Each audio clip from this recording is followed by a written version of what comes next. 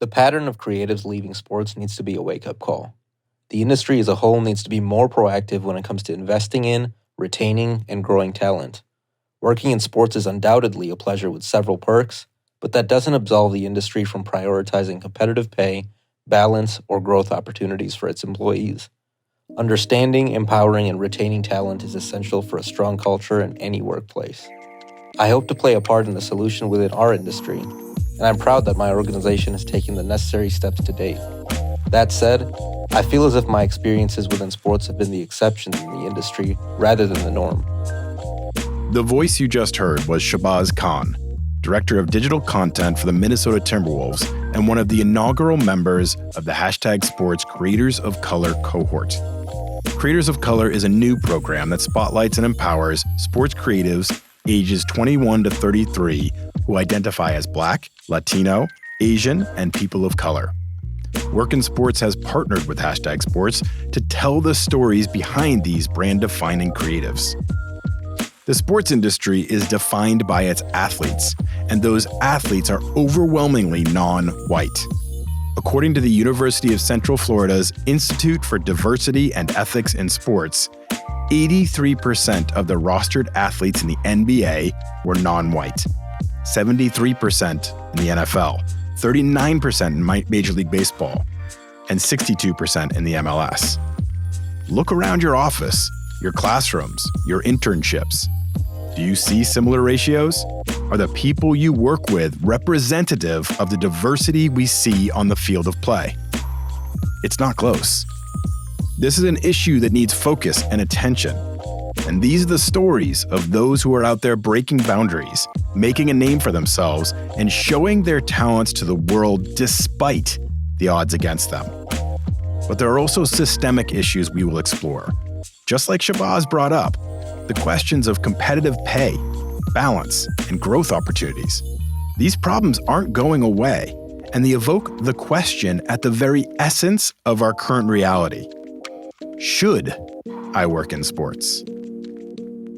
Hey there, everybody. My name is Devin Dismang. I am the Director of Athlete Partnerships at STN Digital, and I'm also an Executive Producer and Creative Director for professional athletes, such as guys like JaVale McGee, Quinn Cook, Troy Daniels, Troy Brown Jr., and Isabel Harrison. If you're not paying attention to sports right now, a lot of people are actually leaving the sports side, especially people of color, primarily Black and Hispanics are leaving because they're not getting the opportunities to grow within the teams, even though they're saying like, hey, we would love for you to grow with us. But they're not offering them, higher rates. They're not offering them better health options. They're not offering relocation. And in a world where the pandemic pretty much flipped the idea of, hey, you want to work in sports? Well, so do 3,000 other people. That's no longer the case. So employers are kind of like, we really need to figure out what to do to make that happen. And I think it's a big deal from a diversity standpoint that teams need to pay attention to that and really listen to folks that are there and take care of them first, because loyalty is something that's hard to build. But also then that loyalty is going to allow other people that look like me to want to work for you. My favorite part of working in the sports industry is honestly being able to build up those who look like me. So when I got in a position where I was able to bring on staff or able to train up people and bring in interns, my number one thing was I want people of color. So one of the more things I'm proud of is at Golden State when I worked there is I started a production assistant program, and the majority of them were people of color. I wanted a lot of diversity there, and this was one of the most diverse groups. Just give me a chance. As all these young creatives reflected on their journey and shared their stories, patterns became clear. The struggle to get noticed and hired is real. The side glances, the doubts, the dismissive attitudes were ever present.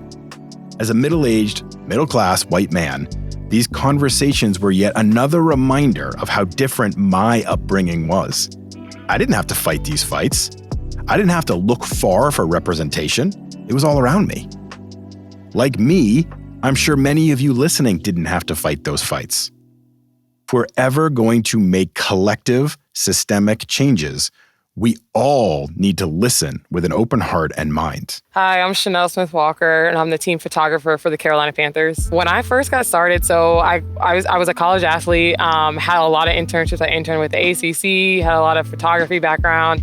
And so I applied for all these jobs at like these big schools, Kentucky, some of these smaller schools, and I was not getting hired anywhere. And I noticed a lot of like my peers, like white guys, were getting hired, and everything was like, you didn't have enough experience. But I did. Essentially, I was like comparing resumes. And at the time, I didn't really realize why I wasn't getting hired.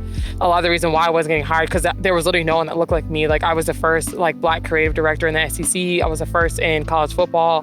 Even now, there's really not, I really don't know many female, like Black females that are directors in college football, let alone just in athletics as a whole. At Tennessee, I was literally the only like Black female in a lot of situations.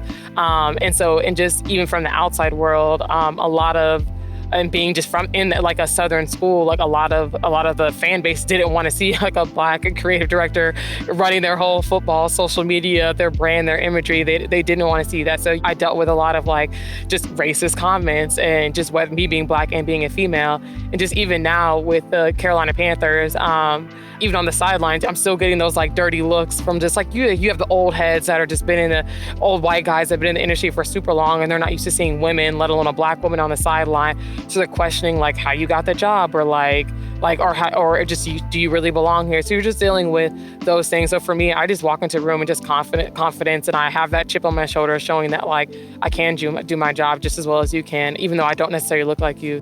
This is a heavy conversation. We aren't going to skirt and spin the very real societal issues we deal with to make them sound prettier than they are. Real life is raw, and if you let it, eye-opening. We aren't where we need to be, period, full stop.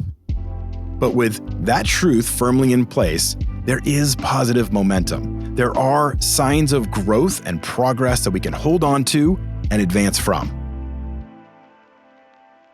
Hey, my name is Wnba. I am the Senior Social Media Marketing Specialist at ESPN. I think ESPN's a place I can even speak to, that I think that leadership has had, thoughts and a focus on diversity and inclusion, but it is one of like many buckets that we have to prioritize and focus on. And in recent years, I think where it is on that priority level from, actually bringing in a very diverse team, as well as elevating diverse names instead of maybe, the same few people who typically are in the room. I think that's been a little more apparent, and I think it's definitely going to take our brand further. So I'm excited that I am witnessing some of the changes internally specifically, and I hope to continue to see them like across not only the sports industry, but elsewhere. Hi, I'm Roman King, the creative director for the Wnba. I've been with the league. It'll be 3 years in February for me, where I launched the rebrand of the Wnba in 2019. I think the creative industry has, it needs a little bit more help. I think we're getting there, obviously. The people are actually making a conscious effort. But as a sports, I work for a league that's 80% Black women out there playing on the court, and there's a very large majority of, I think around 30% of them are openly queer and identify as that. So, you can't get more, diverse than that, which is amazing to see. So as the sport that I work for and that I love is very diverse. I think it's, the back of house stuff, we're working on, obviously, and getting more people in those seats who can really help amplify and affect, and that's amazing. My name is Ty Carter. I am the social media coordinator at Overtime, and I am fresh out, brand new to the company, but really excited to be on board. I feel like the sports industry is doing a better job of being inclusive, and I say that because oftentimes, my company prior to was diverse in a sense in different departments, but in my specific department, I was the only Black woman on the social media team, which in a sense, it makes me hold myself to a high standard, because it's like you have to do a great job. You're being looked upon as, one, you're already a woman, so that can be a disadvantage in itself, but two, you're also an African-American woman. So I took a lot of pride in my work and wanting to do things properly and correct, but something that I see more is women in particular and Black women wanting to help the next person. And I think that's where the inclusion comes along. And even other minorities and ethnicities, you see them more and more in this space. So I think the inclusion is definitely getting better. Meaningful change doesn't occur without a plan of attack. But all too often, the people making and implementing the plans aren't the ones living with the problem. These young creatives are the ones dealing with inclusion issues, facing racist remarks, and a lack of opportunity. So who better to share their thoughts on the changes that are needed? I've wanted to create a program for minorities, whether they're in middle school, high school, or even like recently graduated, even college. It's like a program to where they're exposed to these resources to create content, whether it's like videos, photos, graphic design. Because I know, even though I went to Elon and I was an athlete, there are a lot of schools that don't have those resources like creative media programs. They don't have the Texas, the Nebraska programs, because a lot of them can't afford to go to those big schools. Creating a program where you're exposing HBCUs to have those resources to be able to compete with those kids who are able to afford to go to those bigger universities. Because I noticed that's where a big gap is you have these really big Power 5 universities that some minorities, mainly white people, can afford to go to those schools. But I know if I was on a volleyball scholarship, I would have been at a very small, probably community college, wouldn't have been able to afford a Mac computer or the newest Canon camera to use or the new lenses. So I would want them to create a program that helps fund kids who really don't have the resources to be able to buy those equipments.